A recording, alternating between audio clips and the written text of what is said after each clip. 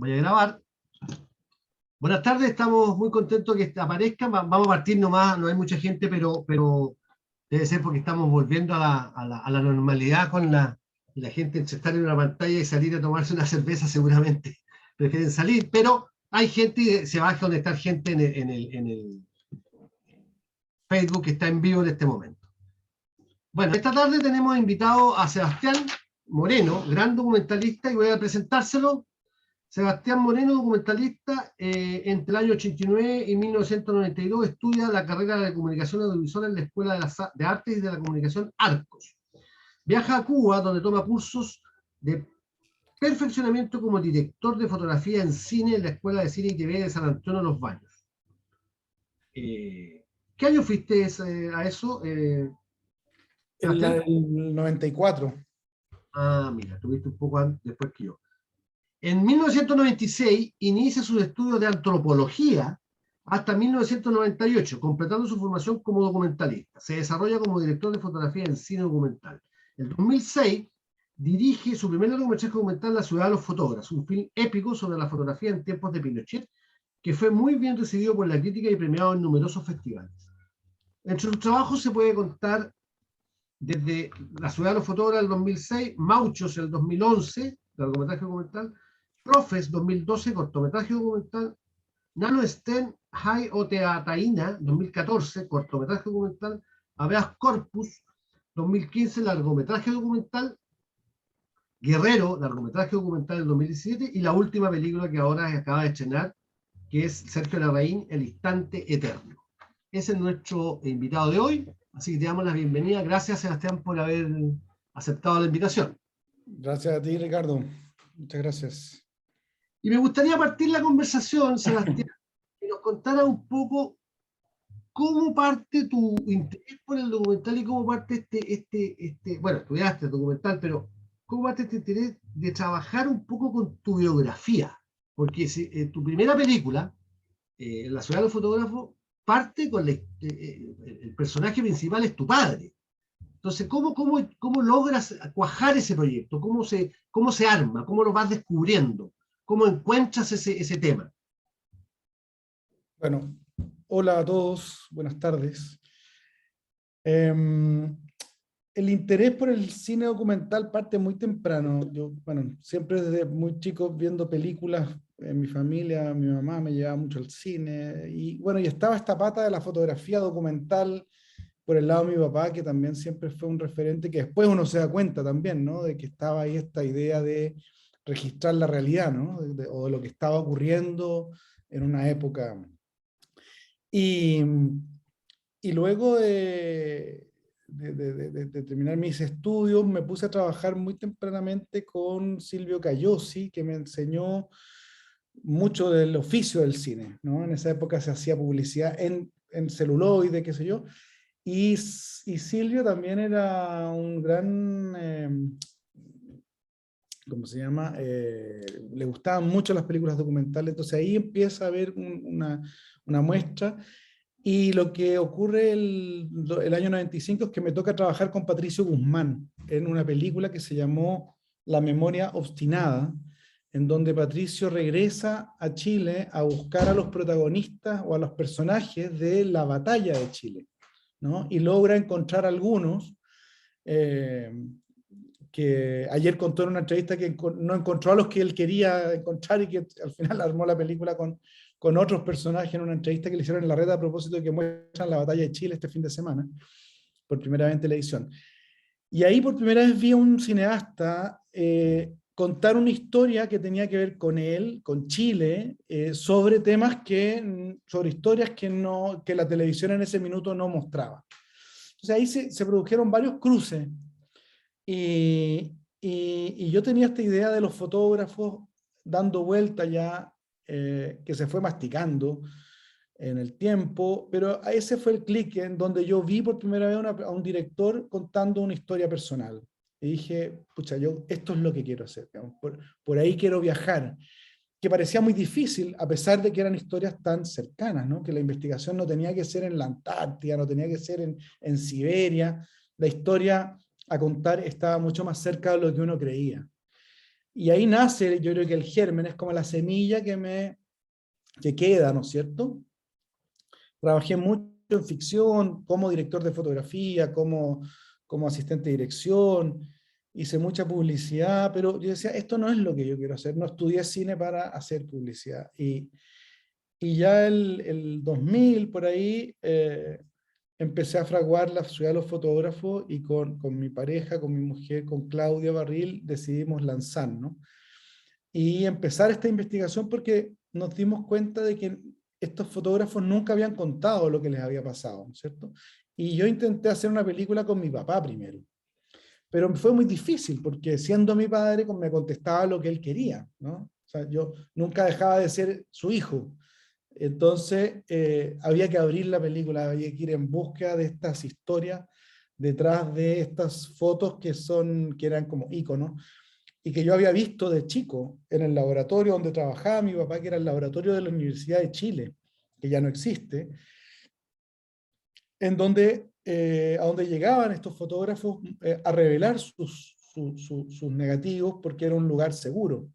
Entonces eran como estos tíos que yo veía circulando y así partimos, digamos, como preguntándoles cómo habían hecho las fotos y qué había pasado con ellos por hacer esas fotos. Y se abrió entonces y se empezaron a abrir una cantidad de historias enormes porque cada fotógrafo me iba conectando con otro fotógrafo y así se iba armando un poco la red de investigación, ¿te fijas? Y fuimos llegando a materiales inéditos. Muchos de estos fotógrafos tenían su material muy botado, digamos, o muchos de tanto esconderlo perdieron muchos negativos. Entonces, no fue fácil como eh, lograr dar con las fotos originales, por ejemplo. Muchas no logramos encontrarlas simplemente. Y así se fue armando esta ciudad de los fotógrafos, que de hecho tuvo el título antes de que existiera la película, ¿no? Con esta idea de que todos éramos fotógrafos, todos de alguna manera somos los que registramos nuestra propia historia, ¿no? Le tomamos fotos a nuestros hijos, a nuestros familiares, a nuestro entorno, y vamos construyendo nuestra propia memoria. Entonces un poco tenía ese juego la película. Pero así es como parto, digamos, ¿no? Patricio Guzmán fue muy importante, Cayosi, luego a Nacho Agüero, yo trabajé mucho con Christian Leighton también, entonces me tocó la posibilidad de trabajar con directores y ver cómo se aproximaban a la realidad, cómo trabajaban con la realidad, ¿no? Desde el archivo, desde la entrevista, desde la recreación, permitirse la recreación, por ejemplo, que Patricio lo hace mucho, ¿no? Volver a poner en escena situaciones que tú quieres contar, en fin, como la libertad poder de narrar, ¿no? Claro, y tú encontráis, digamos, encontráis esta gran cantidad de material y empezáis a investigar filmando o primero investigas y después filmas. Te lo pregunto porque lo difícil, a los que hacemos documentales, lo difícil es cuando tienes que encontrar esa estructura dramática que en el Sí. fondo tiene que contener un cuento, una historia que tenga un principio, un desarrollo, un desenlace y un final. ¿Cómo llegaste a eso, a esa estructura?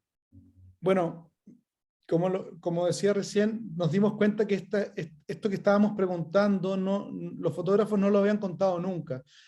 Entonces decidimos comenzar a grabar desde el primer minuto con video, digamos, con un buen registro, con buen sonido, estas entrevistas que eran entrevistas de investigación. Porque las reacciones de los fotógrafos eran muy espontáneas y iba a ser muy difícil después repetir la emoción de esas entrevistas.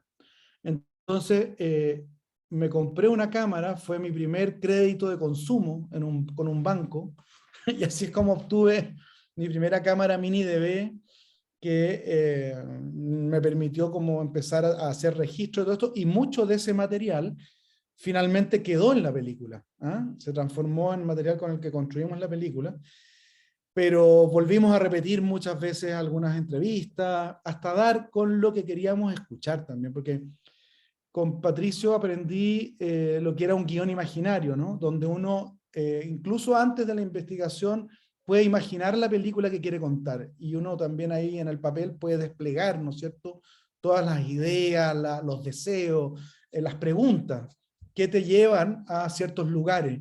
Y eso de alguna forma se transforma en un mapa de ruta que te permite ir armando tu investigación grabada. Pero luego con ese material que recoges en todo ese proceso, tienes que volver a hacer un nuevo guión, que es lo que la realidad te permitió encontrar, ¿no es cierto? Y lo que la gente quiso contarte o no. Y con eso empezar a hacer esto que tú dices, ¿no? Este viaje, este relato, que también empezamos a completar con archivos audiovisuales. Porque en la calle también estaban los camarógrafos, corresponsales, Pablo Salas, Raúl Cueva, los hermanos Correa, en fin, había Germán Malich, había mucha gente que andaba también con los fotógrafos. Pero los fotógrafos, como andaban con cámaras livianas, corrían más rápido y llegaban más rápido que los camarógrafos que andaban con estos equipos de 3/4. Entonces se les cruzaban y les echaban a perder la imagen. Entonces todo eso eran descartes que nunca quedaban en las ediciones. Y por suerte, muchos de estos camarógrafos conservaron los originales de cámara. Entonces yo los revisé todos, muchas horas, y en esos descartes, y encontré esos momentos en que los fotógrafos se cruzaban por delante del lente. Entonces pudimos encontrar, no sé, pues a Claudio Pérez, joven, a Álvaro Jope, joven, tomando fotos en la calle, y así empezaron a aparecer los protagonistas, y eso empezó a determinar mucho también qué historias se podían ir contando dependiendo de la cantidad de material con que podíamos vestir, ilustrar, ¿no es cierto?, esa historia, esa anécdota que nos estaban contando. O sea, estaba el testimonio del fotógrafo, estaba su archivo fotográfico, sus tiras de contacto, que también son pequeñas narraciones, ¿no es cierto? Está la foto icónica, pero antes y después hay otro material que también es muy interesante. Y además el audio y el video de ese momento. Pero no todo aparece al mismo tiempo. Nos pasó mucho que las historias estaban armadas, estaban contadas, pero no había, no llegaba el video. Ya al final del montaje aparecía un archivo de... Porque lo interesante también en la ciudad de los fotógrafos fue recuperar el sonido, ¿no? Cómo se escuchaba la época, ¿no?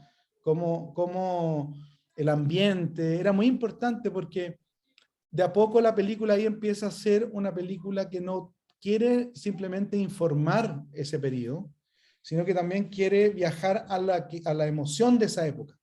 Y ese fue el desafío de la ciudad de los fotógrafos, cómo poder contar lo que se sentía vivir en dictadura, ¿no? Ese fue un poco el viaje, y que ahí les puedo contar un poco más detalles de cómo eso se fue fraguando para sentir que la película estuvo lista, ¿no?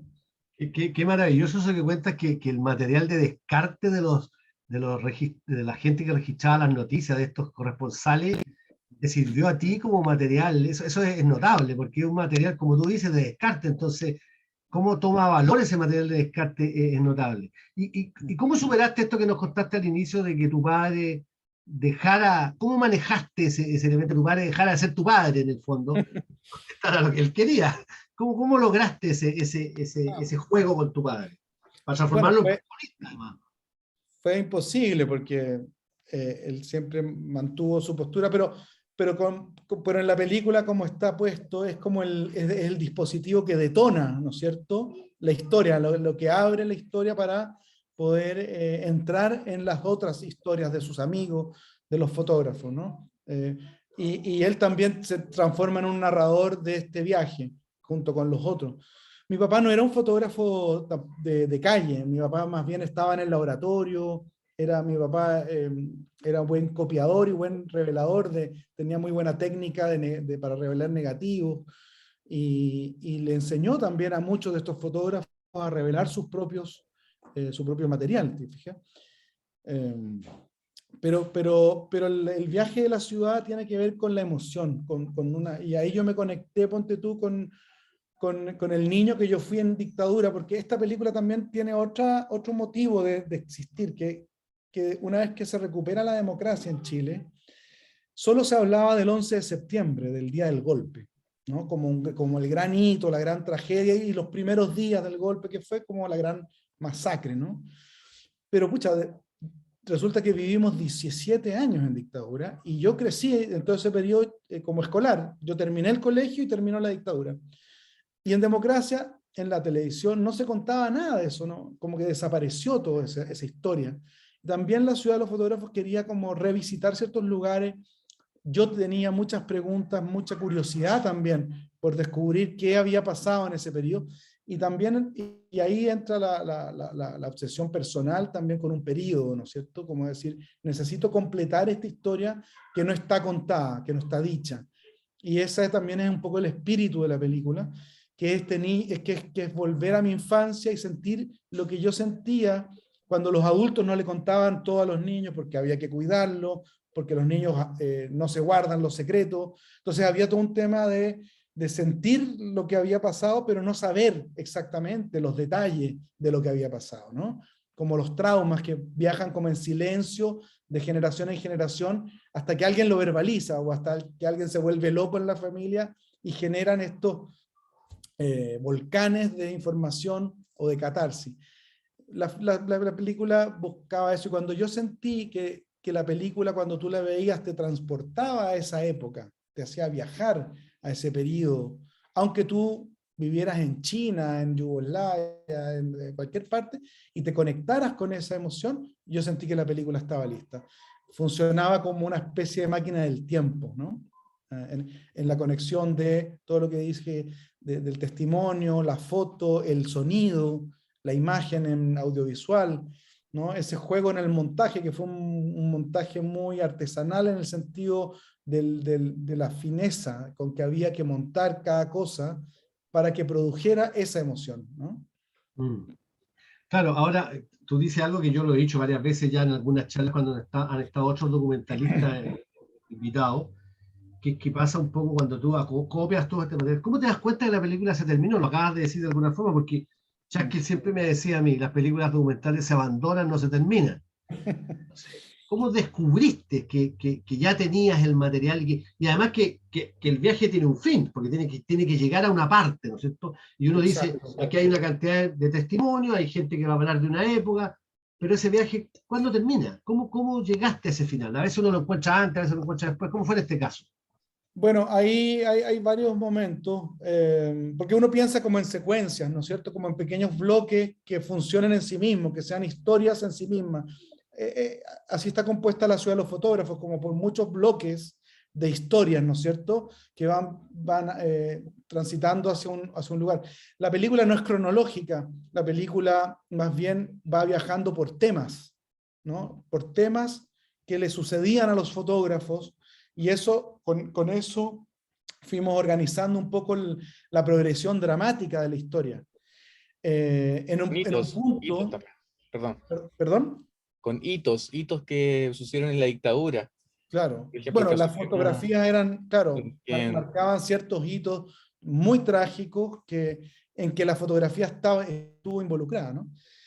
Pero en algún momento sentimos que necesitábamos ayuda también para organizar este material en ese viaje más dramático. E invitamos a una amiga que se llama Nona Fernández, que es una gran escritora, y con ella trabajamos también la dramaturgia del guión para este viaje, ¿no? Cómo lograr ir poniendo las piezas en el orden indicado temáticamente para que tú fueras como también entrando cada vez más a esta emoción de viajar a esta época. Y, y como te digo, habían hitos como el de Rodrigo Rojas, por ejemplo, como el caso de Gollado, ¿no es cierto? Como dice José. Pero el gran homenaje finalmente y la historia que los atravesó a todos, a toda esta generación, fue la de Rodrigo Rojas de Negri. Entonces, venía una nueva conmemoración de la muerte de Rodrigo y del ataque que había sufrido Carmen Gloria y Rodrigo. Entonces decidimos invitar y convocar a los fotógrafos porque ocurrió un evento maravilloso que encontramos en una bodega olvidada este gran lienzo que es una fotografía análoga, mural, que hizo mi papá con un ayudante en su oficina, con una foto que le tomó Persilam, que era un fotógrafo de la vicaría, a Rodrigo Rojas pensando que era un sapo, cuando nadie lo conocía.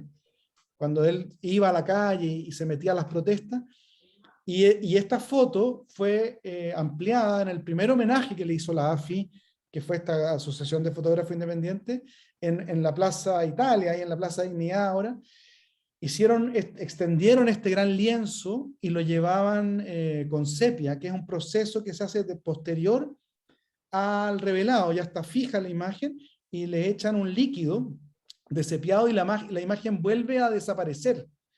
Desaparece y después le vuelven a pasar un líquido y la imagen se revela ahí frente a todo el mundo, y este fue el acto que hicieron, y este rollo que mide como 6, 7 metros por 1 de ancho, estaba guardado en una bodega, y lo encontramos y lo restauramos.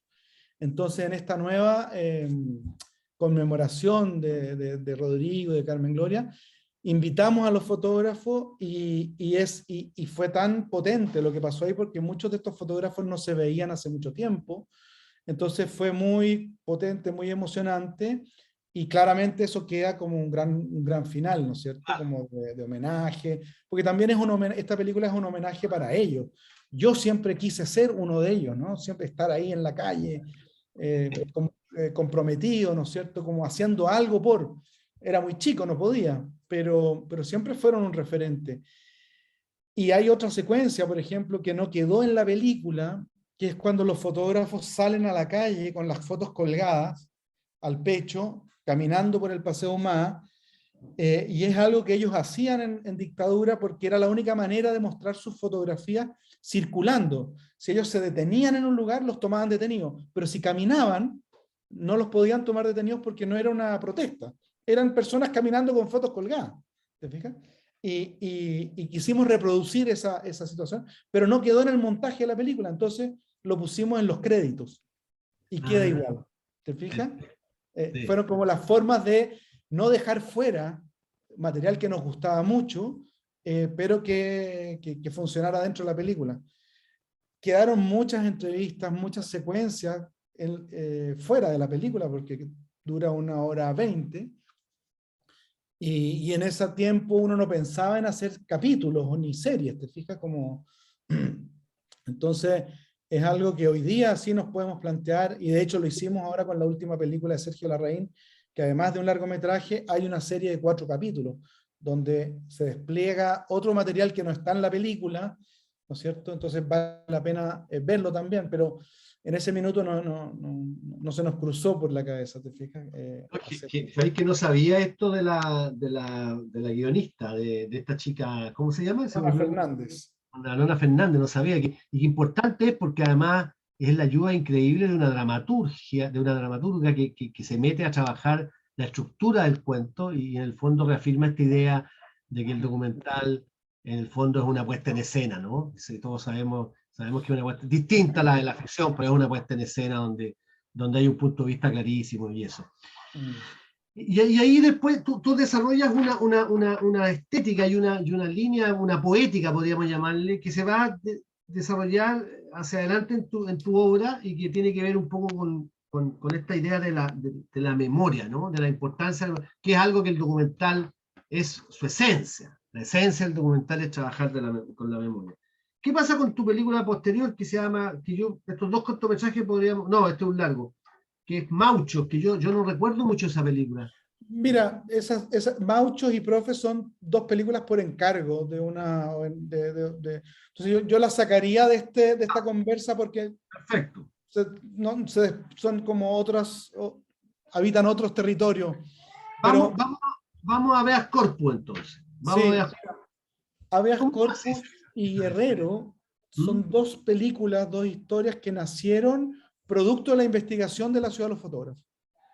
Son 2 historias que nos encontramos durante la investigación, y que cuando las vi dije, chuta, estas son 2 películas también. O sea, la Vicaría no era la Vicaría de la Solidaridad era, ¿no es cierto?, esta organización que dependía de la Iglesia, del Arzobispado, y que daba ayuda, ¿no es cierto?, a la gente perseguida, sobre todo ayuda judicial, ¿no es cierto?, pero también médica, laboral, psicológica.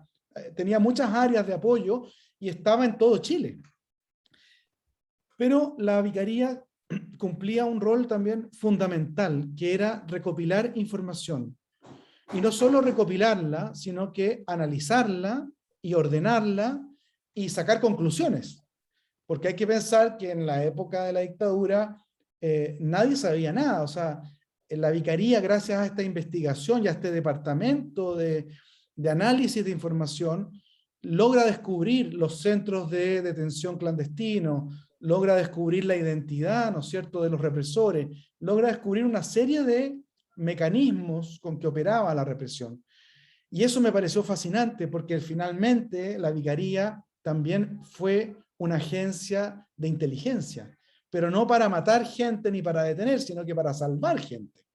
Pero necesitaba utilizar los mismos mecanismos, ¿te fijas? Tenían que saber quién era quién, porque muchas veces la gente, aunque fuera perseguida, no contaba todo, porque, o sea, imagínate un alto dirigente del Partido Comunista o en la clandestinidad, no podía llegar y decir quién era, porque también en la Vicaría podía haber gente infiltrada. Entonces, eso me pareció muy interesante, y eso se conecta con el caso de Goyaos, porque José Manuel Parada le llamaban el hombre de la inteligencia. José Manuel Parada era la persona que coordinaba a nivel nacional toda esta recopilación de información. O sea, era el cabeza de equipo, era un equipo de mucha gente, o sea, todos colaboraban, porque las asistentes sociales, la cadena era asistentes sociales reciben a familiares o víctimas que cuentan los testimonios. Todo eso entraba en unas fichas. Esas fichas pasaban después eran derivadas, te fijas, a un médico que también hacía otras fichas. Y así empezaban a encontrar patrones en el fondo de represión. Y con eso armaban unas tremendas sábanas a mano, como unos Excel, que también los encontramos, que estaban perdidos. Todo el mundo nos hablaba de las sábanas, y que eran las sábanas unos pliegos de papel pegados con scotch, que terminaban siendo unos murales gigantes, en donde habían columnas que iban rellenando a mano, y así podrían empezar a ver los patrones de represión. Entonces se repetía el nombre de el teniente Pablo, aparecía, después el auto rojo con techo blanco, ¿cachai? Se empezaban a aparecer patrones de conducta, y eso les permitió identificar. Entonces, y la conciencia también de que quizás una boleta, un certificado de algo, podía en este minuto no tener ningún sentido o significado, pero en el futuro iba a servir porque iba a aparecer otra pieza que se iba a conectar. Entonces era un gran puzzle a ciegas, o sea, y ahí hubo un hombre fundamental que se llamó, está muerto, José Salaquet, que fue un abogado, que fue el que propuso empezar a crear los habeas corpus, estos recursos de amparo, que era una forma de ir dejando huella en el tiempo, porque él se dio cuenta que los tribunales de justicia, que fue el único poder del Estado que se plegó a la dictadura, que, o sea, que no fue desmantelado, digamos, que siguió operando, recibían los recursos de amparo y los timbraban con timbre de tribunales. Entonces eso empezó a ser un registro, una huella en el tiempo. ¿Cachai? Hubo una denuncia el 73, el 74 sobre esta persona desaparecida. Y eso, y toda esa información de la Vicaría, finalmente es lo que conocemos como el informe de Valeg y Rettig. Rettig primero y después Valeg, ¿no? Sobre primero prisión y después sobre tortura, ¿no es cierto?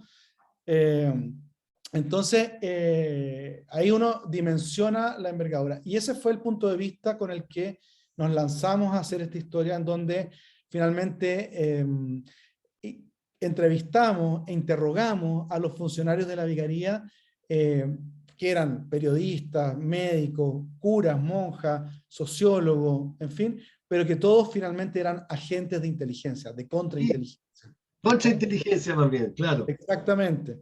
Ese fue la Vicaría, porque además era muy difícil contar la historia de la Vicaría, era enorme, imagínate la cantidad de gente que pasó por ahí, todo lo que hicieron, pero ¿cuál era el hilo que atravesaba toda esta historia? ¿Qué es lo que unía todo esto? Era la información, ¿no es cierto? Y ahí además estás dejando un hilo para seguir para alguna persona que le interese la ficción, porque hay un tremendo guión de un thriller político, o sea, todo este tema de esta intriga de la contrainteligencia y todo lo que pasó ahí. Sí. Yo cuando la vi la película me dije, chupa, y aquí hay una cuestión que alguna vez algún director de ficción podría realizar. Oye, bueno, están los archivos del Cardenal también. Claro, que hay un poco de... En la misma época se hacen los archivos del Cardenal, claro. Yendo un poco a Guerrero, al detalle de Guerrero, cuando vi esa película me emocioné mucho. ¿Te acuerdas que te llamé muy emocionado cuando la había terminado de ver? Y me pasó algo que me gustaría que habláramos un poco, porque usaste como una estructura distinta y que me pareció muy inteligente, muy atinada, que es esto de recrear la historia de Guerrero, pero a través de su hijo, y tú haces que su hijo viaje a los lugares donde estuvo su padre y él de niño. Y hace un encuentro, una de las cosas más emocionantes que he visto en un documental y en el tuyo, este encuentro que tiene Guerrero con su amigo en Budapest, creo que es, y que se Sí. emocionan los dos cuando parten hablando muy normal y se emocionan mucho. Cuéntame un poco cómo descubriste esa forma de contar la historia. Bueno, la historia del caso de Collado, todos la conocíamos, todos sabíamos lo terrible que había sido, pero un día conversando con Manuel, me contó esta historia, la historia de la película, la historia de su vida, ¿cachai? De este niño que crece un poco en esta familia comunista perseguida, ¿no es cierto? Y me pareció tan impactante no saber cómo había sido la vida de un niño también, porque también, bueno, era tan terrible la tragedia, ¿no es cierto? Lo que le pasó a su padre, a Santiago Natino y a Guerrero, pero también todo lo anterior, que era como las historias secundarias se perdían, ¿no? Se pierden, ¿no es cierto? Con la tragedia. Y, y eso me gatilló la necesidad como de contar la historia, porque también era de nuevo otra historia no contada, era otra historia que no existía, ¿no? Los niños, ¿no? La historia de estos niños que crecen enfrentados también al terrorismo de Estado, a la Guerra Fría en ese contexto, ¿no es cierto?, mundial. Y era otra aventura porque era otra forma. Manuel estaba vivo, tenemos casi la misma edad. Y el desafío fue entonces poder volver, cómo reconstruir la historia.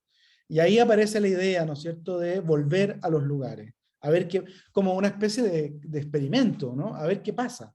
No había un guión muy claro. Hay que contar que hubo ahí un final fallido de la película, porque también esta película nace por un artículo que yo después, o sea, como cuando confirmo que hay que hacer esta película porque es muy potente lo que puede pasar, es que Manuel en una entrevista en el The Clinic dice: yo quiero mirar a los ojos al asesino de mi padre. Quiero, que es el Fanta, ¿no es cierto? Que era este antiguo militante comunista que Que murió hace poco. se cambia de bando, murió de COVID en la semana hace 2 semanas atrás. Sí.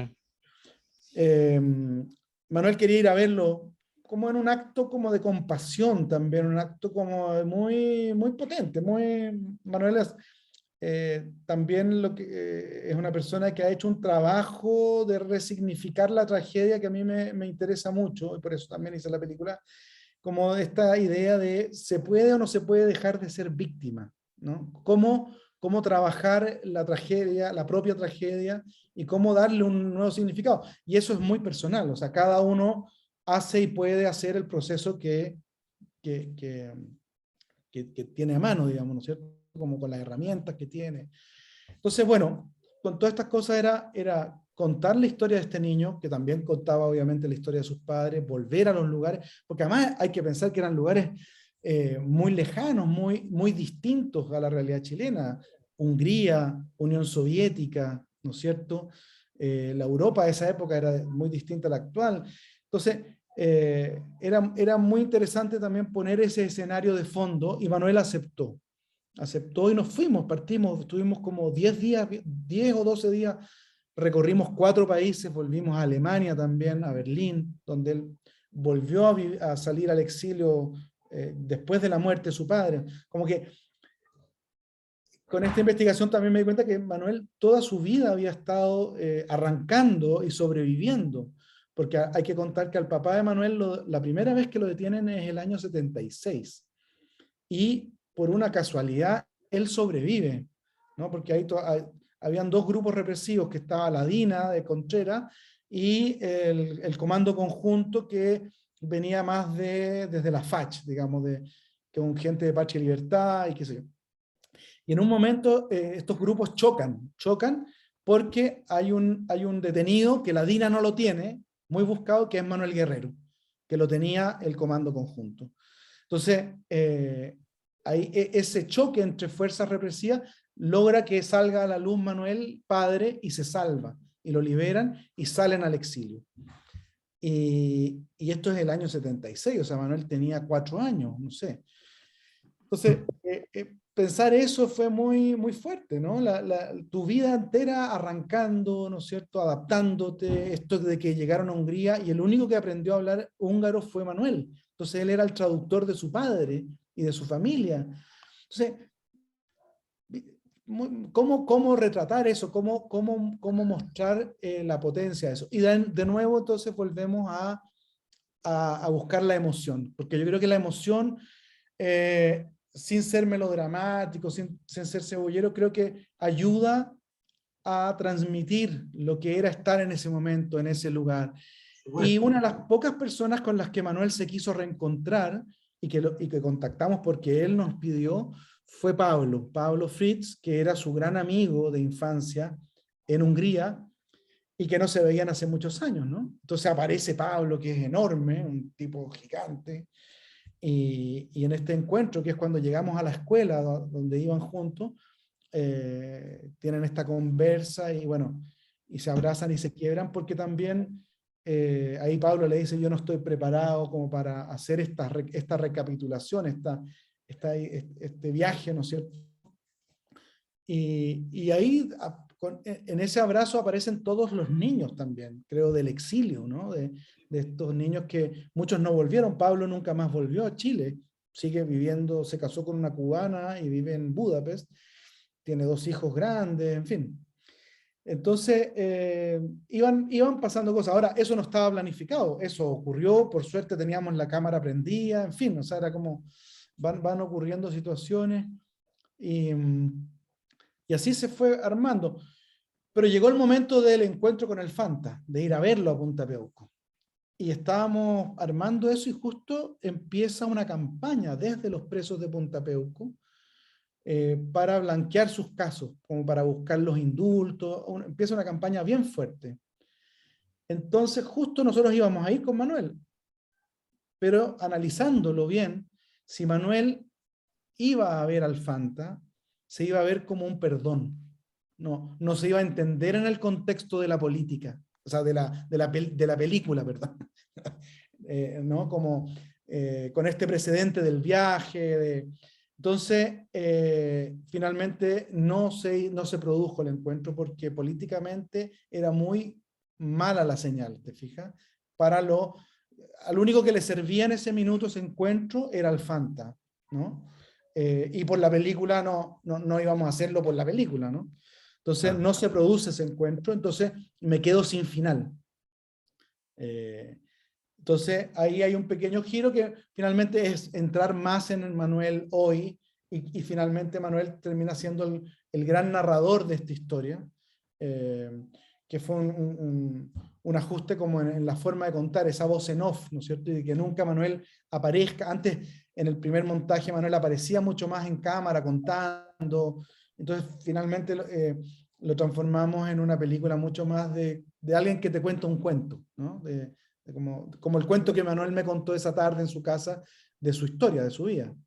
Lo otro notable es que también tiene acceso a un material de archivo espectacular de Manuel, jovencito, chiquitito, con recién su padre muerto, y que dice todas esas cosas que dice, y después lo vemos.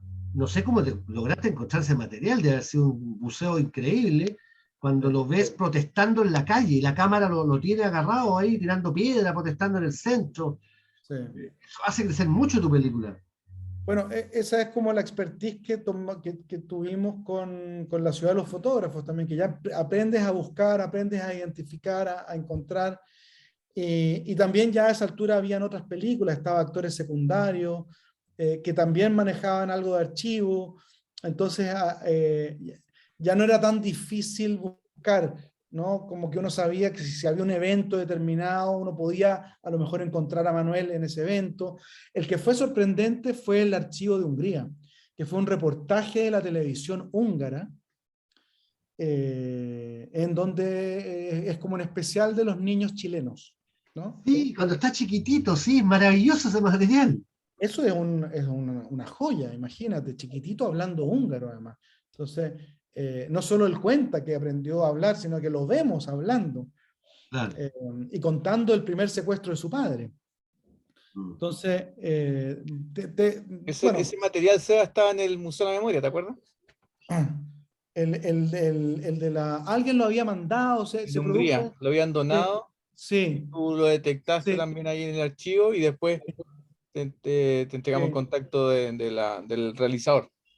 Claro, claro, contactamos al canal húngaro que parece que todavía tenía el archivo, no me acuerdo bien cómo fue, pero logramos tenerlo como en mejor calidad porque alguien lo publicó en Facebook la primera vez. Ya. Como así apareció, creo. Pero bueno, logramos tenerlo en una calidad medianamente aceptable para que se viera bien en la pantalla. Sí. Y, sí, sí, no, ahí fue, bueno, y ahí, bueno, con el museo, trabajamos mucho con el Museo de la Memoria, con José, tanto para Habeas Corpus como para Guerrero, ¿no? Bueno, Eh, hay que decir, Sebastián, y aquí fue lo que lo mm, dijo sí, eh, sí, José Manuel. José Manuel trabaja en el Museo de la Memoria, así que tómenle el nombre, porque tiene acceso, sí, a través de él tienen acceso a una cantidad de material de archivo que se puede usar en futuras películas que trabajen sobre la memoria, y el museo tiene esa capacidad y esa línea de trabajo con los realizadores, que nosotros podemos consultar el material y sí. eventualmente usar ese material. Así que, qué bueno que lo Además, dijiste, José Manuel. hay que decir que José quizás es una de las personas que más sabe sobre archivo en este minuto, dónde está, dónde encontrarlo temáticamente, ¿no? Porque los archivos por sí mismos son un blog, unas rumas de cinta, pero si no hay alguien que sabe dónde buscar, dónde encontrar, Claro, ¿te fijáis? Eso es clave, es clave. Sí, pues las conexiones, los conocimientos también. Bueno, Exacto. hay un buen ejemplo que una vez el Seba llegó para cuando estaba haciendo Habeas Corpus y me preguntaba, oye José, esa imagen de José Manuel Pará cuando está con su familia, ¿te acuerdas, Seba? ¿Quién habrá hecho la cámara ahí? Porque estaba en teleanálisis, que es la única imagen de José Manuel Pará en movimiento, cuando está con la Javiera, está con la familia. Y empezó a investigar y encontraste a Carlos Aranda, po, el ex Ceremi, ¿te acuerdas? El doctor, que él había grabado con una cámara que en ese tiempo se ocupaba con VHS, porque Mm. no era Umatic ni Betacam, sino que eran esas cámaras que tenían VHS. Y él tenía ese VHS. No, fue increíble. Fue increíble. genial. Muy buena. Oye, bueno, nosotros les compartimos a todas las personas que están asistiendo a la charla las películas tuyas. Y a lo mejor antes de pasar a conversar de tu última peli, no sé si alguien quiera preguntarte algo en relación a las películas que compartimos para que vieran. Parece que Elena, le veo cara de preguntar. No, no, dice que no. Ya. ¿Quién quisiera preguntar algo si no para que sigamos? ¿Nadie? Oye, yo tengo una. A A ver. ver, O sea, mira, cuando David Bradbury, el director de Chile hasta cuándo, Sí. tú lo fuiste a grabar allá, me acuerdo, al museo, porque lo entrevistábamos y también hicimos un conversatorio con él sobre la película, que él nos visitaba en Chile y todo eso. Y también fue Manuel para allá. Eso quedó como descarte de la película, obviamente. Sí, no, al final la película ya está muy avanzada y ¿Y qué, básicamente está, y qué estabas buscando ahí? ¿Qué conexión? no, quería conocer a David, quería saber, sí, conversar con él. Y ahí hicimos, y él también estaba en ese minuto también haciendo una película como sobre su regreso a Chile. No sé qué pasó al final con esa película, pero yo entiendo que él volvió a encontrarse con Estela Ortiz, como que hizo buscó los personajes de Sí, su película, un poco como hizo Guzmán en la memoria obstinada sobre la batalla de Chile, él andaba en eso. sí. Entonces yo registré también para él ¿Mm? ese archivo, la conversación con Manuel, eso era más bien para él que para mí. Y ahí Ya. hicimos como un trueque, ¿no es cierto? Yo le pasé ese material hecho por mí y él también colaboró con el material que grabó en la Vicaría de la Solidaridad cuando Manuel habla, ¿no es cierto? Sí. Después de la muerte. Fue una Y colaboración con David. ya, perfecto, qué bueno. Yo lo último que supe de David, le escribí hace como 2 meses porque quería incluir el Chile hasta cuándo en el catálogo del archivo online y me dijo, sí, por supuesto, dale, con todo nomás. Estaba muy contento. Pero Ahí está bien. tenemos más material para consultar, ¿ven? Es que sabes que en Oye, esta película, en Chile hasta cuándo, aparece esa imagen icónica de la Estela cuando le dicen el servicio médico legal que sí, po. José Manuel había sido degollado, que era parte de las personas que habían muerto, que habían encontrado. Entonces, la imagen icónica también que han ocupado en muchos documentales. Mm.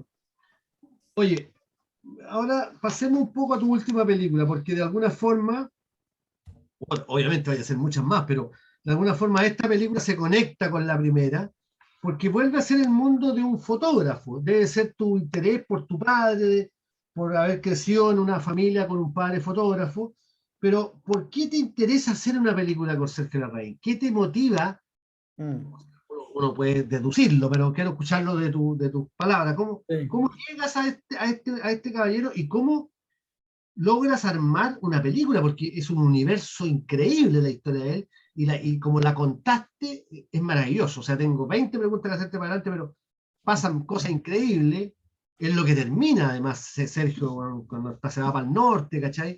Entonces, cuéntanos un poco la peripecia de la película de Larraín. Sí, Larraín, bueno, Larraín siempre fue un fotógrafo como de los que había que conocer. Como mi papá trabajaba en el laboratorio de la Universidad de Chile, ahí estaban las fotos de Antonio Quintana, de Gertrudis de Mose,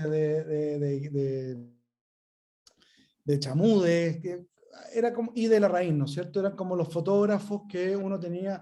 Además, yo me quedaba, pasaba largas horas en el laboratorio de mi papá, porque después del colegio yo me iba a la oficina de mi papá porque no había nadie que me cuidara en la casa, entonces yo me iba a quedar al archivo y ahí me quedaba mirando horas las fotos del archivo, revelaba, aprendí a revelar, qué sé yo, chico, pues de 10 años, de 11 años. Entonces, Larraín siempre fue un referente. Y siempre estaba esta historia, este mito, ¿no? Este cuento de que este era un fotógrafo que se había retirado. Y de hecho, mi papá, cuando yo tenía como 14 años, me invitó a conocer a Larraín, a Ovalle, porque tenían una amiga en común. Y yo dije, por ningún motivo, o sea, que voy a ir a hacer a Ovalle, a la casa de un fotógrafo, de un viejo fotógrafo, y no fui, al final tampoco creo que ellos fueron. Y en mi casa estaba el libro de Valparaíso, por ejemplo, que salió en el año 91. Entonces era como un referente, ¿no es cierto? Era como... Y, siempre, y luego empezaron a llegar también a través de esta amiga unos libritos blancos que venían sin fotos y que atrás decían textos para el kinder planetario, que eran unos libritos como de poesía mística, eran como unos libros de evangelización así chiquititos, ¿cachai? Y si tú los leías eran como manuales para tener una mejor vida. Entonces eran como instrucciones, ordena las cosas que, haz lo que te guste, duerme mucho, no sé, como estos manuales de autoayuda, pero escritos por Sergio Larraín, ¿cachai? Entonces, la pregunta que va ahí siempre dando vueltas, ¿qué pasó en la vida de este gallo que se hizo estas fotos increíbles de la mafia, de Valparaíso, y de repente saca estos libros sin imágenes, pero que hablan como de una luz interior? Y aquí entra mi madre en esta historia, en este tinglado, porque mi mamá fue siempre una gran buscadora espiritual. Siempre tuvo esa pata muy fuerte, necesitó siempre, ¿no es cierto? Buscar maestros, tener como guía, y se metió en cuánta cosa existió. Fue budista, bueno. Entonces, cuando Larraín muere, el año 2012, aparecen muchos reportajes como que revelan un poco más quién fue Larraín en este retiro, ¿no es cierto? Y se cuentan historias de este personaje que se dedicó al misticismo, a la cosa espiritual. Y ahí se me produjo un cruce así. Bueno, mi madre falleció el 2013, un año después. Y quedó esta idea, este cruce, ¿no es cierto?, entre la foto, la cosa mística, y la pregunta que no era resuelta. O sea, nadie tampoco había contado por qué se retiró, qué había pasado.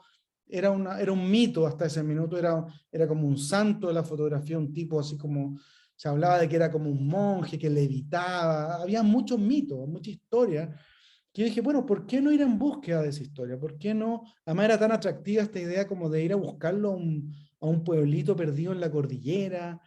Entonces, bueno, su familia estaba viva, sus hijos.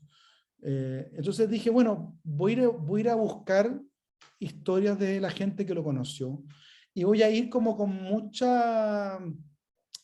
mucho desprendimiento, en el sentido que lo que encontremos va a ser bueno.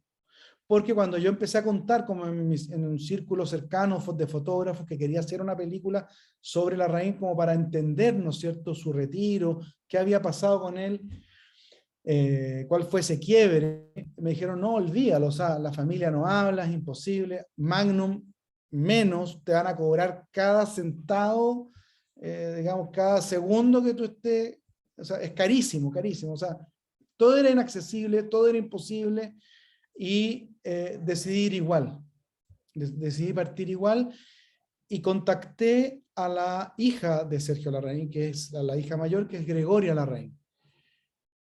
Y con Gregoria empezamos a juntarnos, a tomar un café, y yo a contarle que en ese minuto yo no tenía claro nada, o sea, solo quería ir a investigar y descubrir un poco más. Y ella fue muy generosa porque confió en esta idea de hacer una película, se entusiasmó.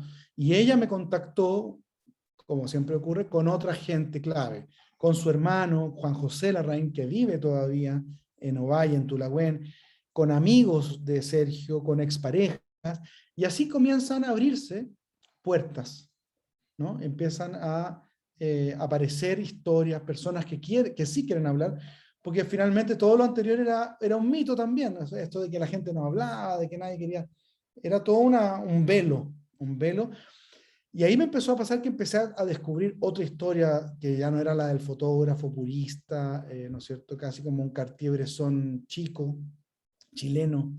Empieza a aparecer el ser humano como con contradicciones, ¿no? Con los errores también que cometió en su vida. Y eso también me pareció fascinante, empezar a descubrir los claros oscuros.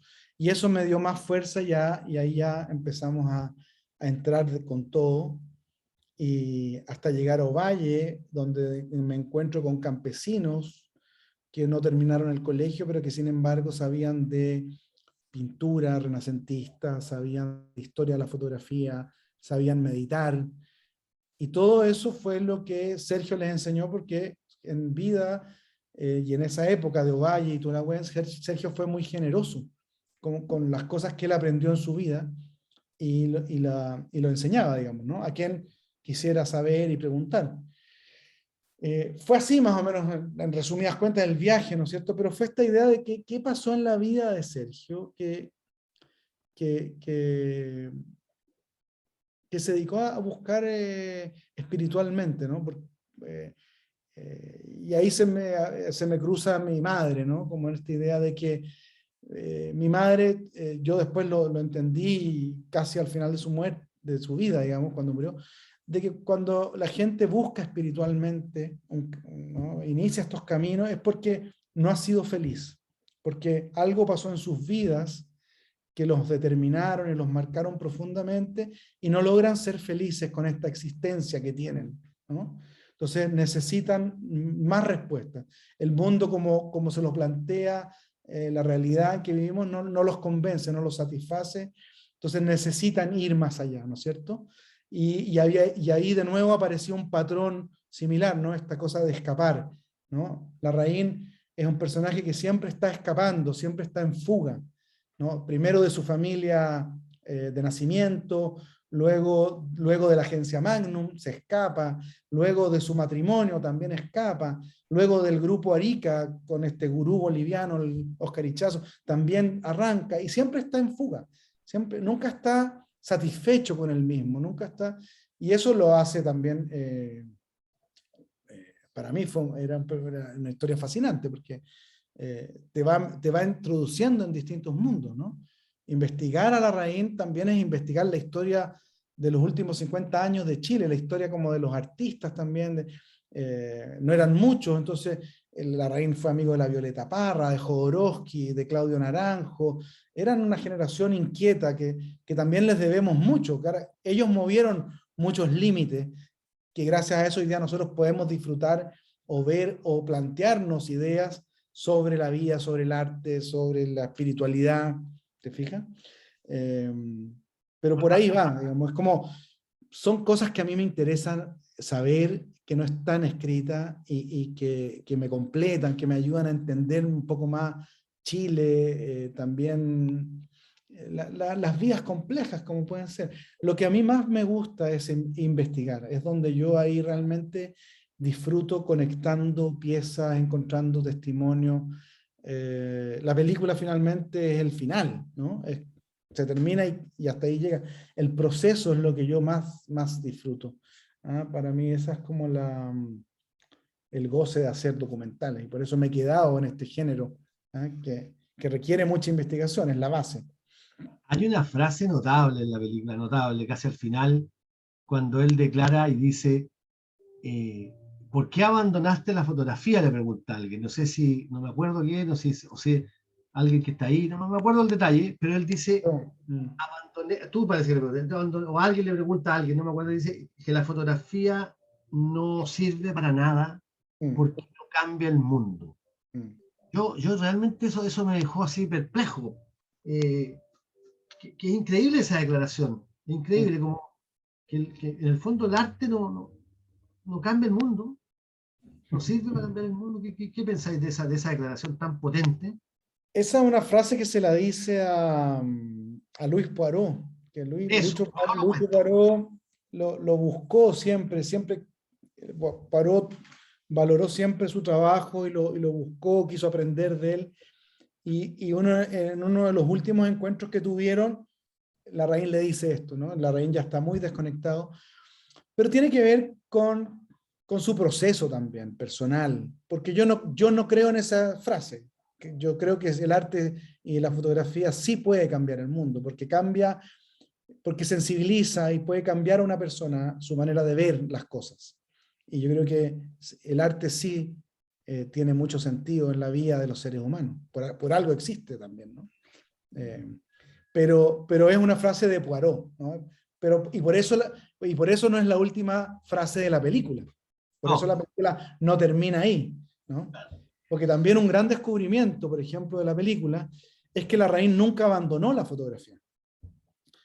Lo que hizo fue cambiar como su mirada o el foco, ¿no? Sobre qué cosas mirar, desde dónde fotografiar, ¿no? Porque su batalla finalmente era contra él mismo, era contra su ego gigante, ¿no es cierto? Entonces, esto de retirarse a un lugar en que nadie lo conociera, donde no pasara nada, era como un lugar para estar tranquilo y no en euforia permanente, ¿no?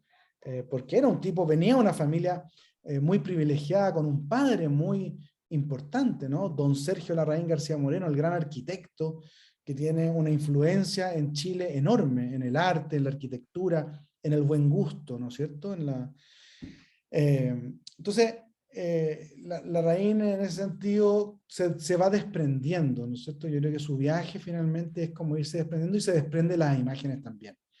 Hay que pensar que sus últimas fotos son lo que él llamaba los simples satori, que son estas fotitos como de naturalezas muertas, de rayos de luz, de ángulo. Su obsesión era la geometría, ¿no? Él tenía una tesis de que uno podía conectarse con un momento mágico, como él llamaba, en estos satoris fotográficos, cuando uno estaba alineado, cuando tú lograbas la geometría perfecta en tu foto, era porque tú también estabas alineado con el universo, imagínate, ¿no? Y lograbas sincronizarte con la realidad y tener este momento mágico que él intuía en su primera fotografía. Hay que pensar que el año 52 hace la foto de las niñitas bajando las escaleras en el pasaje Babestrelo, en donde él siente eso, esta conexión con el universo, ¿no es cierto? Y lo que hace después es ir confirmando, pero finalmente lo que él hace es ir bajando. Él ya era un iluminado de la fotografía a los 20 años, ¿no? Y luego lo que hace es ir bajando, nomás irse alejando y transformándose en un ser un poco más huraño, más enojón, que finalmente está luchando contra él mismo, como decía al inicio, como tratando de superarse a sí mismo. Esa fue siempre su batalla, ¿no? Y hay una declaración muy notable de ese fotógrafo que yo no conozco, que es un fotógrafo que cuenta el detalle de esa foto, y que hay otro fotógrafo que dice, y que yo comparto, yo no sé si tú lo compartes, que yo creo que esa es la mejor foto del mundo, la mejor foto que se ha hecho en la Es historia una de de la las más fotografía. importantes. Sí, tiene una fuerza enorme. Y yo creo mucho en eso que dice Larraín, de que uno, si logra conectarse con lo que está mirando, después cuando alguien ve esa imagen, también se conecta con algo. También le pasan cosas. Yo creo que ahí está el misterio de Larraín. Hay que pensar también, sus fotos no eran academicistas, o sea, no conservaban los cánones de la época, no esta de la proporción áurea, los 3/3. Larraín componía de una manera muy arbitraria Y dejar cosas fuera. esta cosa de que el borde era el punto más fuerte. O sea, toda esa visión era muy vanguardista para la época, ¿te fijáis? Pero también hablan de esta cosa, de la fuerza que él le daba a las imágenes de su poesía. ¿Ah? Yo creo que eso es sublime. O sea, creo que cuando yo descubrí eso también haciendo la película, yo no lo sabía antes de empezar también, ¿no? Fue un aprendizaje del proceso. El que habla ahí, el que cuenta esto de que había que fotografiar el aire, ¿no es cierto? ¿Qué es eso? Fotografiar el aire. Es magnífico. Eh, Y, y volviendo a lo otro, que la fotografía no sirve para nada, a mí me parece maravilloso, porque finalmente es que la fotografía uno la puede disfrutar sin tener la expectativa de que sirva para algo. ¿Cachai? Hacer por hacer. Que hoy día es tan raro eso, ¿no? Como de disfrutar el instante, el momento.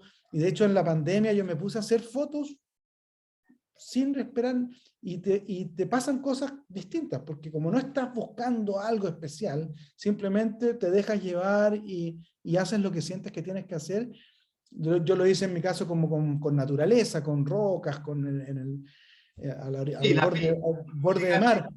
lo Y, era, publicaste. y eran como unas meditaciones despierto, ¿no? Y si uno logra como realmente estar solo en eso, es incluso terapéutico, ¿ah? Como para vaciarse un poco. Pero me encanta esa idea de que no tenga que servir para nada, que no tiene ninguna obligación de ser algo, ¿cachai? Creo que ese es un ejercicio que nos permitió hacer la pandemia, porque estábamos encerrados, porque estábamos aislados, porque no podíamos juntarnos, ¿no? Esto que Larraín hizo hace 30 años atrás, que fue como encerrarse, ¿no es cierto?, en su celda de monje para hacer un trabajo de introspección. La pandemia nos obligó a hacer eso. Y ahí también sentí que hubo una sincronía muy potente. Durante la película, en el proceso, hubo muchas sincronías que yo creo que tienen que ver con eso de dejarse llevar, no esperar nada, que también fue algo que traté de conservar durante todo el proceso, sin ansiedad, ¿cachai? Porque, y eso me permitió tener encuentros notables con Joseph Kudelka, por ejemplo, con Alejandro Jodorowsky, en donde yo no los perseguí, simplemente supe que estaban ahí y me acerqué con la cámara y los entrevisté. Y ocurrió, ¿te fijáis? No sé, el día que llegué a Ovalle, por ejemplo, la primera vez que iba a Ovalle me tenía que juntar con Oscar Gatica, que es este personaje que dice que Larraín le decía que había que fotografiar el vacío. Y él es un fotógrafo de, como se autodenomina, sacamonos, de Ovalle, que saca fotos de cumpleaños, de eventos así, de la kermés, que vende sus fotos con retratos, y llegó a unas clases de yoga que daba Sergio en Ovalle. Por eso lo conoce, y de a poco él se va enterando de quién es el profesor de yoga. Y Larraín ahí como que lo acepta, un poco como un discípulo, como un Sancho Panza, ¿no? Y queda la figura de este Quijote que era Larraín, loco, con sus cosas, y este Sancho Panza que lo acompaña hasta el día de su muerte. De hecho, Oscar Gatica lo estaba cuidando el día que murió. Y bueno, nada, él es un fotógrafo instruido, digamos, por Larraín, por su obra, y tiene toda esta concepción metafísica de la fotografía, que me parece una cuestión alucinante. No, es increíble. El testimonio de él es muy bueno. Oye, y quería hacerte una pregunta un poco que tiene que ver un poco con este cine que uno, cuando hace documentales, ¿cómo encontráis el financiamiento? Porque claro, son películas tan personales, ¿cachai? Que uno podría decir que no están inscritas en el circuito de la cosa comercial, que no sabéis cuánta gente... Ahora a ti te ha ido bien. En la Ciudad de los Fotógrafos, por ejemplo, sé que tuvo una muy buena recepción, incluso recorrió el planeta. Yo creo que esta película también está en esa etapa. ¿Cómo vais encontrando que es una cosa más práctica para la gente que le interesa hacer documentales? Bueno, el comienzo de todo es las ganas, es la decisión de hacerlas, porque ese es un momento clave, ¿no? De decir, bueno, me voy a embarcar en este proyecto que no sé cuándo va a terminar. Y lo primero es levantar el primer financiamiento, y básicamente siempre son los fondos concursables, que por suerte en Chile todavía los tenemos, que permiten, ¿no es cierto?, que uno pueda dedicarse a trabajar solo en eso por un periodo de tiempo y no en otras cosas, porque para estas películas uno requiere de mucho tiempo, necesita tiempo de investigación, de estar, de digerir, de analizar y de conectar todo. Entonces, son los fondos concursables los que han permitido, los fondos públicos y privados, que ya casi no existen, chilenos y extranjeros, ¿no? Por ejemplo, para la Ciudad de los Fotógrafos, postulamos varias veces al fondo, era de Fondarte en esa época, y no ganábamos, y el primer fondo que ganamos fue una beca de la Fundación Andes, la última beca que dio la Fundación Andes, que era para escribir el guión.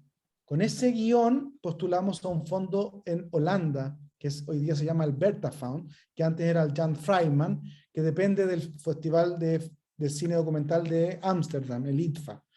Entonces ellos financiaron la producción de la Ciudad de los Fotógrafos, ¿no? Y ya con la película terminada, casi montada, postulamos a un fondo de postproducción en Chile y lo ganamos. Estamos hablando en total de 20 millones de pesos. ¿Ah? O sea, era una cosa irrisoria. Pero con esa plata pudimos terminar la película. Con eso hicimos la película, ¿te fijas? Estamos hablando de hace 15, 16 años atrás. Después, los otros proyectos también. Por ejemplo, Habeas Corpus era una película que íbamos a desechar porque no conseguíamos el financiamiento. Nadie quería financiar esa película. Entonces justo se abrió en el Consejo Nacional de Televisión la línea de telefilms, que eran unitarios largometrajes. Y ahí la postulamos y ganamos, ¿cachai? Pero fue como... El cielo. Como que atinamos justo. Pero si no ganábamos ese fondo, ya yo iba a desechar esa película, o sea, la iba a olvidar, digamos, porque ya llevábamos como 4 años postulando al fondo audiovisual, nunca, nadie valoraba esa historia, o sea, como para qué de nuevo, si ya hiciste la Ciudad de los Fotógrafos. Y muchas veces, muchos jurados me dijeron eso, de nuevo dictadura, pues ya hiciste la Ciudad de los Fotógrafos, ¿para qué? Bueno, porque me parece que es una historia que no conocemos, que no... Entonces, bueno, y gracias a los fondos públicos he hecho casi toda mi obra. Solo al final, ahora, por primera vez en Sergio Larraín, para la postproducción y la distribución, y sí levantamos fondos a través de la ley de donaciones con empresas para poder completar etapas finales que se alargan a veces un poco. En pandemia se alargó un poco más de la cuenta, para poder terminar la película, no sé, desde el color, el sonido, y poder salir también con algo de promoción, digamos, con presupuesto para promocionar la película, que es muy importante, ¿no? Porque uno generalmente termina las películas y te quedas sin recursos, ¿no? Ahora estás terminando, estás en la parte de distribución y exhibición de tu peli. Sí. Y me imagino que tendrás algún proyecto, ¿estarás pensando algo nuevo o todavía no? Porque en este periodo como uno que queda como en la, ¿cómo se llama? La depresión postparto. Entonces, Sí, me pasó en las películas anteriores, entonces decidí que nunca más me iba a pasar. Sí, ya estamos trabajando en otra película sobre Paz Errázuriz, la fotógrafa. Maravilloso el mundo para Errázuriz de la fotografía que Sí, hizo. sí, sí, Que sigue haciendo seguramente, sí, ¿no? Está viva, sí. ¿no? Está viva, y eso es muy interesante, somos bien amigos, nos conocemos hace muchos años, pero es la primera vez que acepta mi proposición, que no es la primera vez que se lo pido. Perfecto. Así que estoy muy contento porque es otro viaje fascinante. Además, Paz, lo bueno que tiene es que tiene un archivo muy grande, muy bien organizado. Ella conoce, eh, y, y hay mucho material que ella no ha mostrado, que está ahí como esperando, y la pandemia le dio tiempo como para revisitarlo y reeditarlo y decidir mostrar algunas cosas que tiene ahí, por ejemplo, de los años 80, cuando yo creía que la Paz no había hecho muchas fotos de lo que pasaba en esos años. eh, Hay un trabajo ahí maravilloso, maravilloso. ¿No ¿Ah? es la época de los prostíbulos y eso?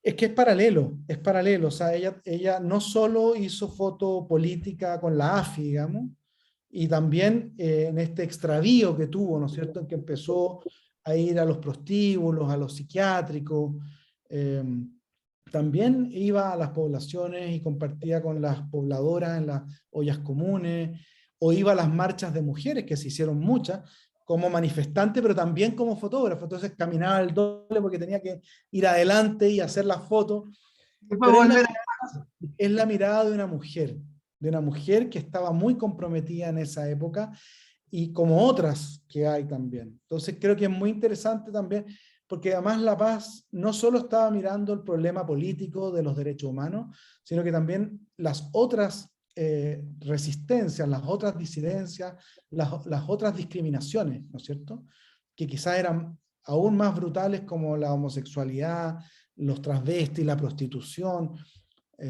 no sé, los boxeadores, los indígenas, los cahuáscar, en fin, hay muchos mundos que Paz habitó, y lo interesante de su trabajo es que ella profundiza mucho en las relaciones con sus retratados. No es de un día o de una semana. Ella cultiva vínculos de años. Entonces pasan a ser como su familia también, ¿no? Y ahí hay una cuestión muy potente, muy profunda, que yo creo que es muy interesante de mostrar y de contar, porque es como una forma que Paz siempre tuvo, pero que no es tan común de enfrentar la realidad y de habitarla. Bueno, no, va a ser una gran película, yo creo. Oye, bueno, abrir un poco también, porque no sé si alguien quiere preguntarle algo a Sebastián. Aprovechemos que estamos aquí y ya estamos como en el tiempo. Hemos estado conversando bastante rato, pasa muy rápido el tiempo, Sí. Sebastián. ¿Quién quiere hacerle una pregunta? ¿Quién quiere preguntarle algo? Alejandro, Patricio, Ramiro, Karina, Elena. Elena tiene una pregunta, vamos a ver. Ay, yo también. Sí, Ay, Karina también. eh, Después vas Karina tú, primero Elena. Ya. perdón. Hola, Sebastián, un gusto verlo. Me encantan todos sus documentales, soy fan suya. Y quería preguntarle, porque también soy hija de la dictadura, ¿cómo siendo hijo de la dictadura? Bueno, yo me siento muy reflejada en la mirada que hace de sus documentales. Entonces, ¿qué significó para usted eso?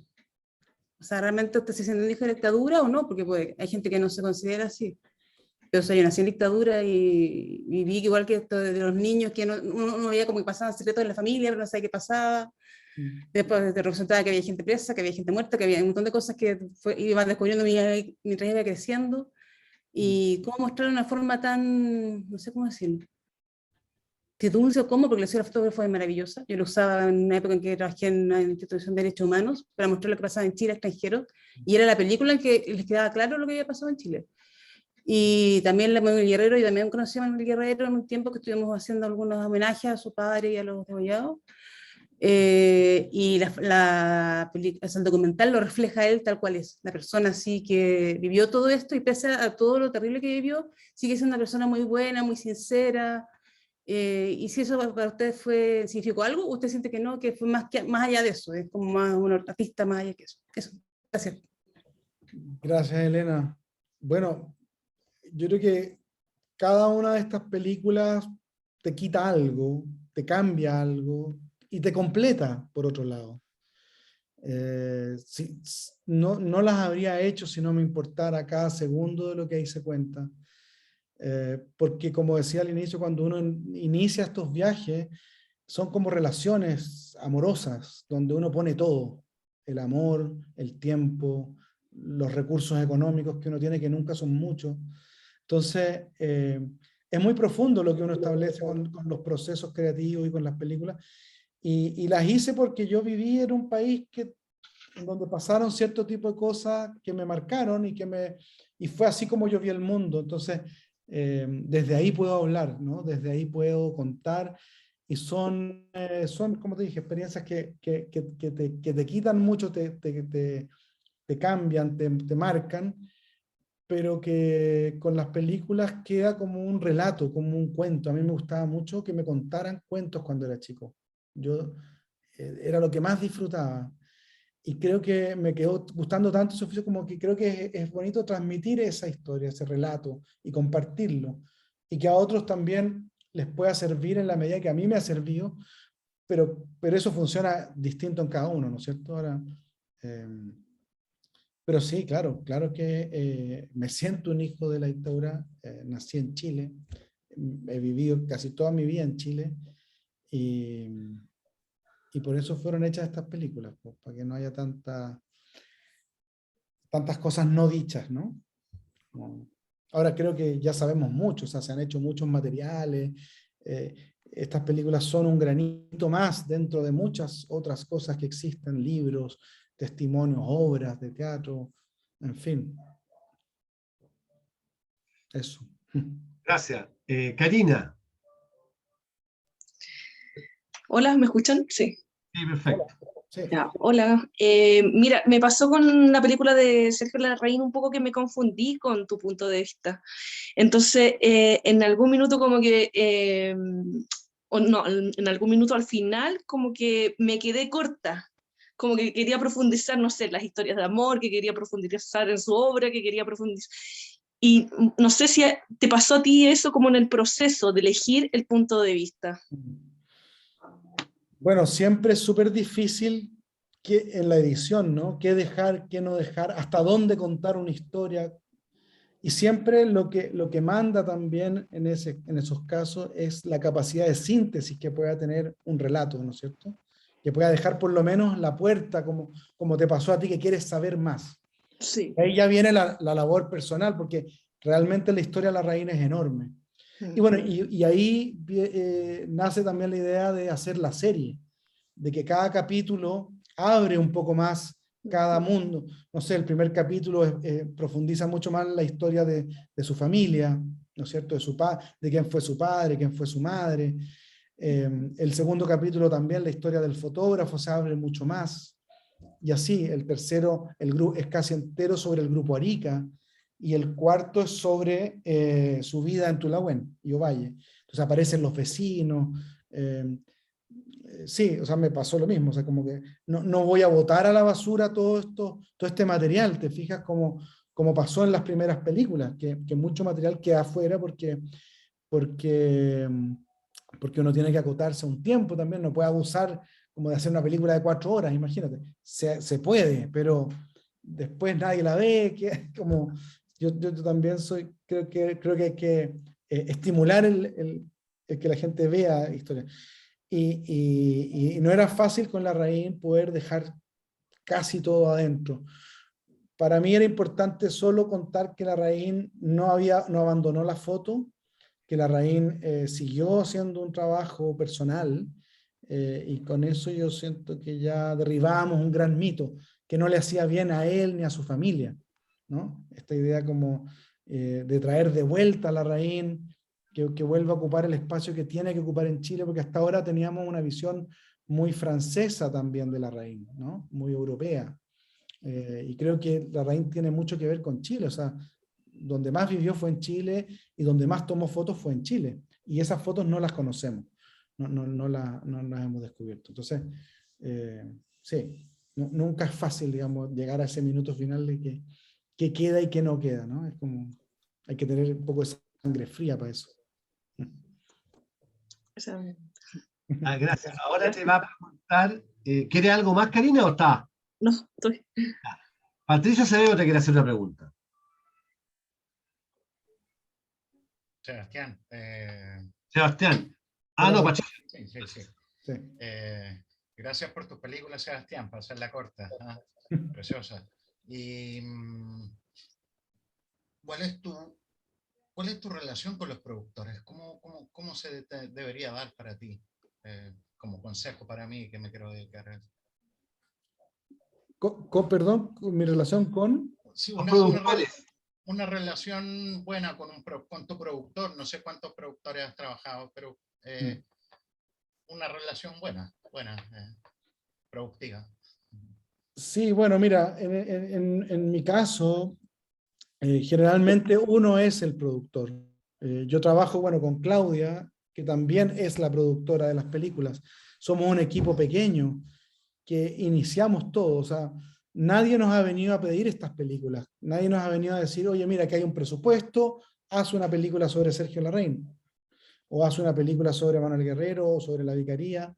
Nadie nunca te va a llamar y te va a poner el dinero. Eso ya no sucede. A menos que seas un director con una trayectoria súper probada y te llamen a hacer encargos muy precisos. Entonces, en el caso de los documentales, son los propios directores los productores de sus películas, los que tienen que hacer que ocurra lo que tiene que ocurrir. Y creo que eso es bueno porque uno sabe cómo trabaja, uno conoce sus tiempos, sobre todo cuando son películas muy personales, donde uno quiere gobernar también el proceso, porque es muy delicado muchas veces, sobre todo los temas donde uno entra, donde uno quiere entrar, son lugares muy íntimos. Entonces, no, es muy delicado el equipo con que tú trabajas, y generalmente, y yo me acostumbré mucho a trabajar solo, ¿no? Como a investigar, a producir, porque la necesidad va generando, ¿no es cierto?, el oficio, y esa un poco ha sido mi historia. Ya después, en este caso, por ejemplo, con las películas con Guerrero, Habeas Corpus y Larraín, hemos llegado a la etapa final, y ahí la ayuda es alguien que te ayude a distribuir, ¿no? Que alguien tome la película y te ayude a mostrarla, porque también esa es una pega enorme, ¿no? Pero el proceso de postulación a fondo, todo eso lo hacemos nosotros. Nadie nos ayuda en eso. A veces pedimos ayuda en ciertas cosas específicas de Si escritura, quieres pero... planificación, planificar durante el rodaje, todo solito. No, bueno, ahí sí contratamos gente. Cuando tenemos recursos, contratamos un productor de terreno que ayuda a hacer toda la logística, por supuesto. No, yo te estoy hablando como al comienzo, ¿no? Cuando ya hay presupuesto, uno puede contratar equipo técnico, sonido, cámara, asistencia, producción en terreno, producción general.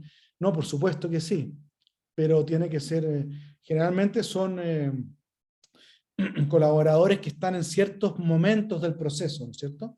Pero siempre tú sabes cuánto cuesta tu película, cuánto tiempo te vaya a demorar en tenerla lista. Eso lo manejas tú, sí. Eso lo manejo yo, por supuesto, porque claro, los tiempos son relativos. A veces todo lo que tenías planificado no funciona, y tienes que volver a plantear todo porque era una locura lo inicial, o no se dio simplemente, o hay tantos factores que impiden. Cuando conseguiste recursos con empresas, ¿también lo hiciste solo? No, ahí ya entró al final de la película, como te digo, estos distribuidores que nos ayudaron a completar el financiamiento, ¿te fijas? Y apareció esta colaboración de la ley de donaciones, pero ya es con un producto listo. O sea, tú decís, ya había algo que mostrar, no era un intangible, no era un guión, no era una idea, era una película lista, ¿no? Y con la película lista, estas empresas decidieron ayudar y entrar, ¿te fijas? Sabían a lo que estaban apostando. Lo mismo en la ley de donaciones, ¿no? Porque esto pasa por un comité que aprueba, ¿no es cierto? Yo nunca lo había hecho, es nuevo para mí esto. Pero son formas, digamos, ¿no es cierto?, de poder levantar financiamiento. Ojalá hubiese más, ¿no es cierto? Los fondos siempre son escasos. Si la Siempre, ciudad de siempre los falta. fotógrafos, si la ciudad de los fotógrafos costó 20 millones hace 15 años atrás, digo, ¿no? La de Larraín, ¿cuánto número? Con Larraín hicimos la estrategia del largometraje y de la serie, entonces ganamos un fondo audiovisual que, si no me equivoco, fue como de 60 millones, y el Consejo Nacional de Televisión fueron como 70, 80, si no me equivoco. Con esos dos fondos hicimos 5 películas, con 150 millones, con 160 millones hicimos 5 películas. Que es la original y la serie, ¿no? Exacto. Que la película no es un resumen de la serie, son materiales distintos, Ya lo explicaste, claro. que se complementan. Porque claro, en el proceso también van apareciendo cosas, o sea, uno nunca deja de investigar, ¿no? Siempre aparecen y aparecen materiales, como uno ya está tan metido y la gente sabe que tú estás en eso, de repente te llama alguien y dice, oye, encontré un video de una vez que pasé a ver a Sergio Larraín y lo grabé. Toma, aquí está. ¿Cachai? Y aparece una imagen que no sabíamos que existía, o una foto, ¿cachai? Eso es muy importante, nunca dejar de incluir, de investigar, nunca dar por cerrada la investigación, sobre todo en documental, ¿no? La realidad tiene que estar siempre influyendo el material. Uno abierto, pero también, claro, saber seleccionar también, ¿no? Saber, porque todo puede servir. Entonces, yo trabajo mucho también con la intuición, con la sensibilidad de saber hasta dónde llegar con algo o cuándo ir por algo. Eso es muy importante, hacerse caso en las intuiciones, las sensaciones que uno tiene con los materiales, con los personajes, porque todo se puede caer por un error, ¿te fijas? Todo puede desvanecerse. Entonces hay que ser muy cuidadoso de cómo uno va tejiendo su propia investigación, cómo te vas acercando, porque son siempre historias que no te pertenecen, ¿no? Oye, Patricio, y además hay que darle también mérito, o sea, hay que darle también un bonus track grandote a la señora de Sebastián, por la Claudia Barril, que lo ha acompañado durante tantos años, de la sola fotógrafo, Habeas Corpus fue incluso la correalizadora, o sea, ¿cuántas realizadoras también tienen una tan buena partner? O sea, una persona también que te acompañe en estos proyectos, eso es igual importante, po. Claudia Barril me hizo clases, no tenía idea que era la Ah, no misma. tenía, lo diste, Patricio, no le diste ese punto que es Está importante. súper oscuro, va a depender de una luz. Sí, estoy muy oscuro. Sí. Perdón, fue una deformación profesional. Claro. Pero eso también, Patricio, yo creo que es sumamente importante. O sea, yo conozco, bueno, a Silvia Cayosi, que trabaja con la Lupe Bornand, y eso te quería preguntar, pues, Seba, también, o sea, ¿cómo tú te desconectas el día a día? Ya, ahora, Claudia, vamos a trabajar en la película, ahora vamos a ir a los niños, ahora vamos a ir al cine, pero no me conté la película. No, ¿Cómo? no, no sabe si lo acompaña o lo soporta. Claro, ¿cómo cuenta eso, porfa? No, es que no vivimos juntos, esa onda. No, no, hemos aprendido a mezclar las cosas, a no mezclarlas, a vivir en un proceso, en un viaje, porque para nosotros no es una pega finalmente, es como, somos como, vivimos en permanente taller nosotros, siempre estamos como en una dinámica bien de taller, porque no es solo el objetivo hacer esto, detrás de las películas hay mucha conversación, hay mucha digestión de cosas que rodean la película también, ¿no es cierto? Entonces también es en ese que yo les decía que disfrutaba este proceso de investigación, hay algo ahí que la vida de la familia también se tiñe de estas historias y todos aprendemos, ¿no es cierto? Y mis hijos ya hoy día se saben los diálogos de memoria de las películas. Entonces, pero creo que es un proceso muy familiar. Tenemos hijos y películas. Y en ese sentido, los dos hemos ido aprendiendo. Claudia es una excelente productora, como decía José, porque además ha ido puliendo mucho el arte de la producción, el arte del levantar financiamiento, cómo poner en el papel una historia que a ti te importa, que tú sabes que es valiosa, pero tienes que lograr que el que lea eso, que no te conoce, diga, esta película se tiene que hacer. Ese momento, ¿no es cierto?, en que este jurado eventual que te va a financiar se encuentra con tu historia y gatillar en él, a través de la escritura, de la coherencia de un proyecto, todo eso es un arte también, ¿no? No solo hacer una película, no solo terminarla. Es un proceso que constantemente requiere de mucho cariño, de mucho cuidado, y de una conversación permanente, ¿no es cierto? No es solo el tema, es una cosa que uno entra en atmósferas, en mundos, y va navegando por ellos, no solo, con todos los que te acompañan día a día. Entonces, es difícil separarlo, ¿no? Pero se puede. Nosotros llevamos 20 años juntos, haciendo películas documentales, y hemos logrado ciertos equilibrios. No siempre es fácil, para ninguna pareja es fácil, pero creo que hacemos lo que nos gusta, y eso creo que es un gran regalo, un gran Un privilegio, regalo. ¿cachai? Y lo sabemos, digamos, y lo cuidamos por lo mismo.